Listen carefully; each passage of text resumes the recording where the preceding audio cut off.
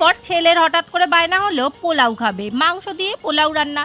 কি আর করা যায়, পোলাও তো রান্না হয়নি, ভাবলাম একটু চটজলদি বুদ্ধি খাটিয়ে পোলাও করা যাক। তার জন্য কড়াইতে বেশ খানিকটা ঘি দিয়ে দিলাম তেজপাতা আর গোটা গরম মশলা।